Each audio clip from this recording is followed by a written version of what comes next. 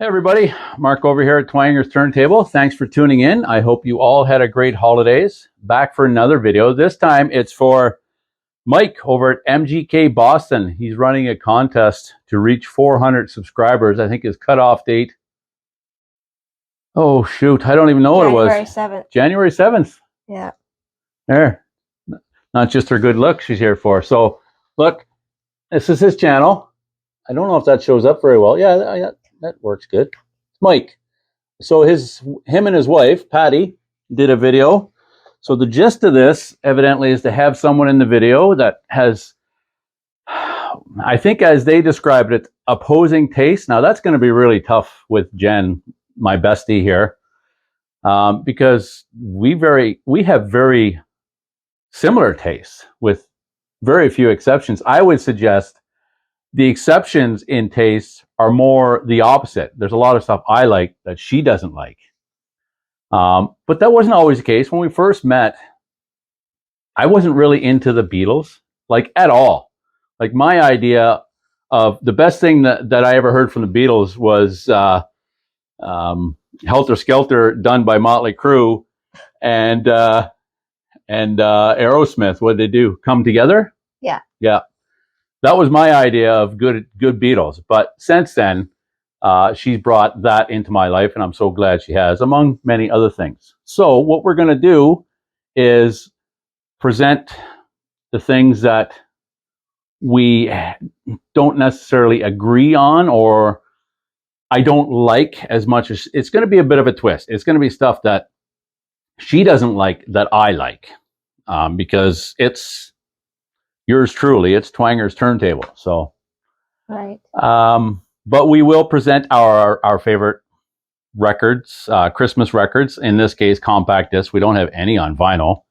And our favorite concert videos. She's got one, and I've got one. But what I'm going to do is let her present something specifically that I'm not that crazy about, although I do appreciate it. But it's just something that, well, why don't I let you tell them what it is that you want to present? And okay, so if you know Mark, you know his taste is pretty heavy. Our cat is just about to knock over our camera. Dude. Get down, man. Pumpkin. Come on. Pumpkin, dude. Anyway, let's just let it roll. We'll see what happens. Okay. So.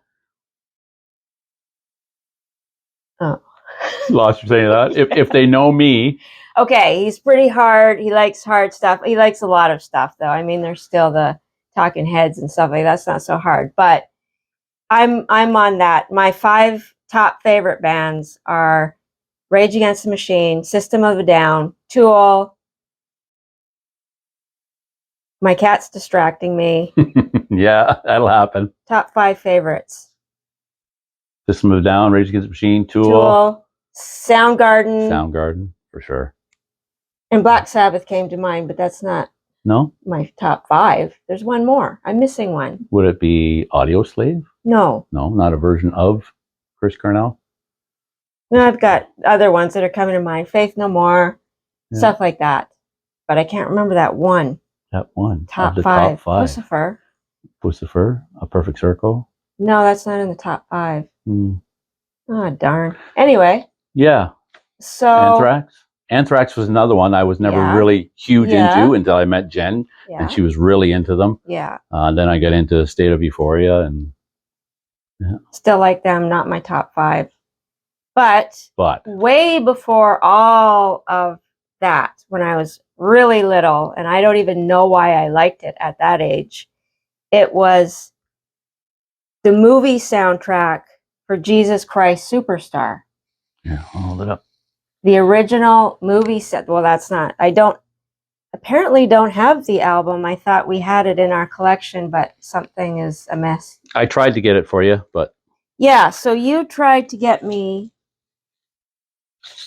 And what happened was, being that he doesn't really know the difference, this isn't the movie soundtrack. It's the 1970 British stage production And it's pretty spectacular, and I don't know why I haven't listened to it. I haven't listened to this yet, but I'm looking at who's in it, and it sounds like it should be pretty good.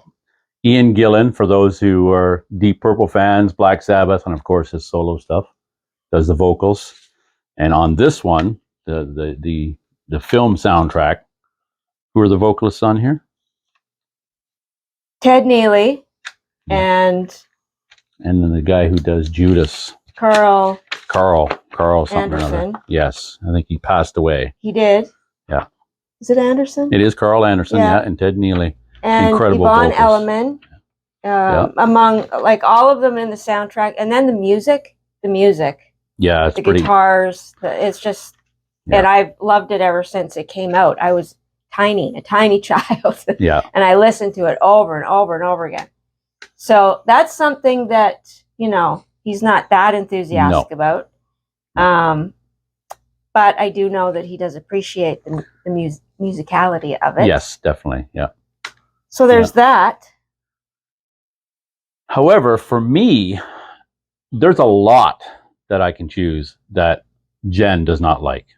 Specifically, my 80s younger metal, hard rock, and just rock in general. And I actually picked one out here that she doesn't know I picked. That I know she really does not like. But I just wanted an organic reaction, so when I present it. Interesting. Yes.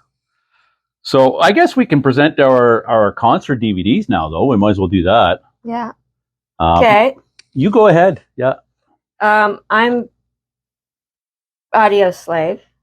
That's the first. Live in Cuba. Yeah. Which is, you know, stunning because it was, you know, they played in Cuba. The first band to do so. American band playing in Cuba. Yeah. So Audio Slave isn't, I love them. Not my favorite band in the world, but they're up there. Not as good as Soundgarden for me, or Rage Against the Machine. Which is funny, yeah. But it's still, I mean, I can listen to this, you know, all day. It's a little bit of both. It is. It's pretty awesome. Yeah. But that is, I could watch that concert over and over again. Yeah. And probably one of my favorite concerts, favorite tours of all time. It's right up there. I can think of 3 or 4 live albums that I can listen to, and they are equal to or better than the studio versions by those bands. And one of them, this covers quite a lot of their early discography, but it's Iron Maiden Live After Death. And of course, this is the Power Slave tour, right? This is at the height of their success. And if you've not checked out this concert, by today's standards, it may not be as flashy, but for 1985, when this came out, like I don't think there was an equivalent concert to it. As far as the spectacle, and it wasn't just a band playing. Of course, they have Eddie up there and all the set of the Egyptian set, and it's so good. That's probably my favorite concert DVD. Okay. I do have some that I really love from Rush, as you know, and stuff. But we do have more. Yes, so that one we watched at Pussifer, that was pretty radical. Yeah, that was really good. But that's my favorite for sure. Now to the records, the ones that I have that I know. Like. Yeah, my bestie here is not a fan. Not a fan. Of the band. This one, I presented this on a few occasions, I believe, here on Twanger's Turntable, just because it's been a part of my life from the time it was released due to my older brother. And it's a band here up north in Canada from the city of Toronto, called Toronto. And this is their debut, Looking for Trouble. And I've always loved this band. However, Jen. No, can't. Not so much. Not at all. See, and for me, specifically the first 2 albums. The third, get it on credit, they started to slide a bit. And then the whole girls' night out and stuff, it's like, no, I'm out. But those first 2 are so good. Okay. Another one, see, now, as far as my musicality, my genres, they span, I think, fairly diversely in comparison to my bestie. not fair. No, I guess just in different ways. You're right. That isn't fair. Not at all. Yeah. Okay. I listen to classical and right. jazz. Yeah, and I'm not so much. Yeah. But there's one I think we both agree on, and that's country.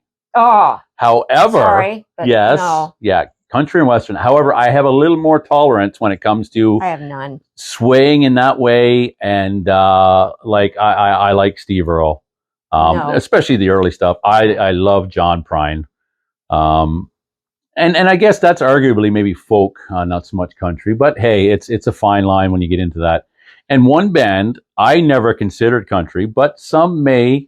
I do. Yes. Okay. It's too much. It sways a little. There's a lot of rock that does sort of walk the line. Yeah, that's right.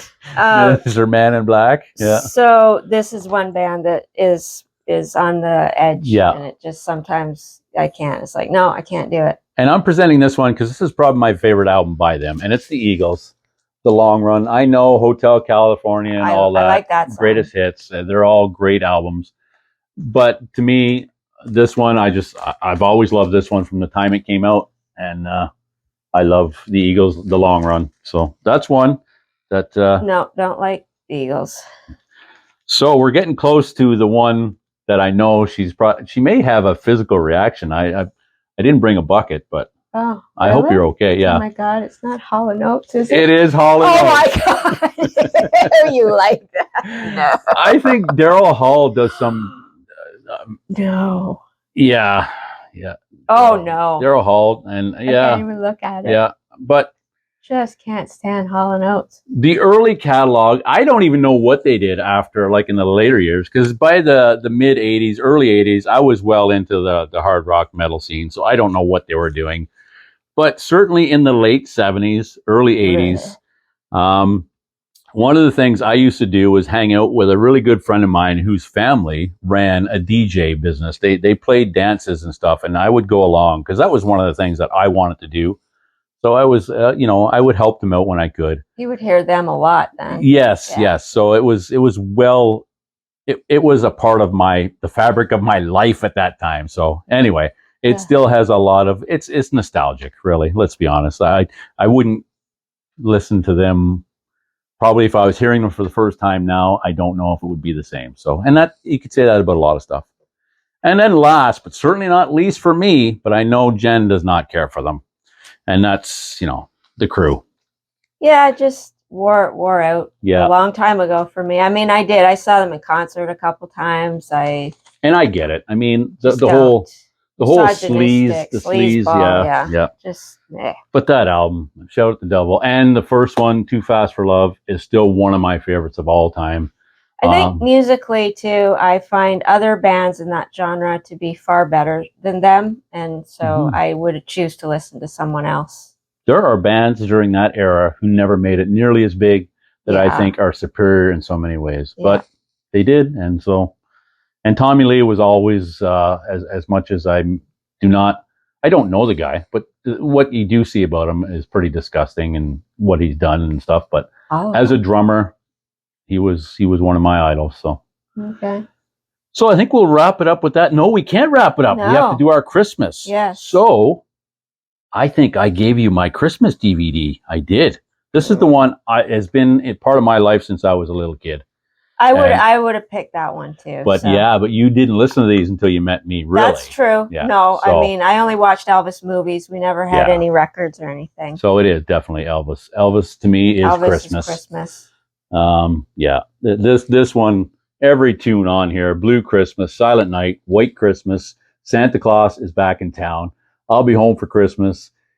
If every day was like Christmas, here comes Santa Claus, right down Santa Claus Lane. It's probably exactly what's on this one. Pretty much. Oh, little town of Bethlehem, Santa bring my baby back to me, and Mama like the roses. That one, Well, that one's his, right? Yeah, well. Is it? Did he write it? I don't know. I bet you he did. I bet you that was about his mom, because that sounds like Elvis. Yeah. Great movie, by the way. If you like Elvis, that movie that came out recently, check it out. Oh. Yeah, really liked it. But anyway, I didn't think I would. I saw the guy in the previews and I thought, that doesn't sell me on Elvis. But as a whole, did a good job. the macro, it's a really good movie. But yeah, that's my favorite Christmas album is pretty much anything by Elvis, but this one for sure. So we have these CDs, and I guess most of them are pretty much the same. It's like Bing Crosby, you know, those guys, Frank Sinatra. Yeah. Oh, traditional Christmas. Who else? No, I'm missing the one. Perry Como. Yeah, for sure. Just the traditional Christmas guys and some girls, I think. Maybe not. I don't know how many are on there. Well, it's mostly what this embodies is Christmas music that was recorded Christmas music from before probably 1960. You got to go back. You hit 1960-ish, and it's Christmas music is done. I think we can agree anymore. Yeah, any of the modern artists that do Christmas stuff, just don't do it. Well, except for Twisted Sister. Twisted Christmas is pretty good. Yeah. Okay. Yeah, those are the and Joan Jett, her little drummer boy, is awesome. Anyway, I digress. Sorry. I don't think I've heard that. It's on I Love Rock and Roll from 1981. Really? Yep. See, I do like Joan Jett, but I haven't listened to Joan Jett that much anyway. So I don't really know about that. But you should spend more time in the Twangers Turntable studio. Yeah, right. Now, I don't share... If one thing I don't share is the medium of music. I am not a vinyl. It's a lot of bulk. Yeah, you know, I'm a minimalist, and so streaming with a phone or my pad. It's everything is all there, and I can carry it around with me. These records weigh a ton, and you know, I just think about how much stuff that is. They're not convenient. They're not convenient. It's the experience for me. I do understand the actual physical experience of the ritual of putting on an album and playing it. That does bring back, I mean, that's how I used to listen to music all the time. And I did listen to music a lot as a kid, so it was something I did a lot. But for me, it becomes tedious really quickly. With you, never get tired of it. Yeah, it's a ritual. It's a whole thing. It's really, so I really support we better wrap this up, though, or they're going to think that you're taking over my channel. Okay, yeah, sure. I could. It's music. I am just as passionate about music, but I don't want to do a YouTube channel about it. So that's our entry, Mike, Patty, over at MGK Boston. I guess it's Mike. It was your wife that was in the video. I believe it was Patty. Yes. Great contest, great way to get some exposure to the vinyl community, support the other channels, and I love doing that. I hope you get your 400 subscribers. I have no doubt you'll surpass that easily. Yeah. Good Canadian kid, eh? Even though you're in Boston, hey. We almost moved to Goodyear, Arizona. So. We're all going to Boston. Never mind, I won't get into that. That's a different joke. Okay. So appreciate everybody tuning in. Go over to Mike's channel and subscribe and like and throw your hat into the ring for this entry. It's a lot of fun. I enjoyed doing this. Thank you, Jen, for joining me here and sharing this. You're welcome. This love that I have of mine. Sharing my love that I have. Sharing, yeah. So take care, everybody. Enjoy the rest of your day. Enjoy your holidays. We're heading into 2023. Wow. So Happy New Year to all, and to all a good night. And we'll see you here next time at Twangers Turntable. Cheers, everyone. Take care.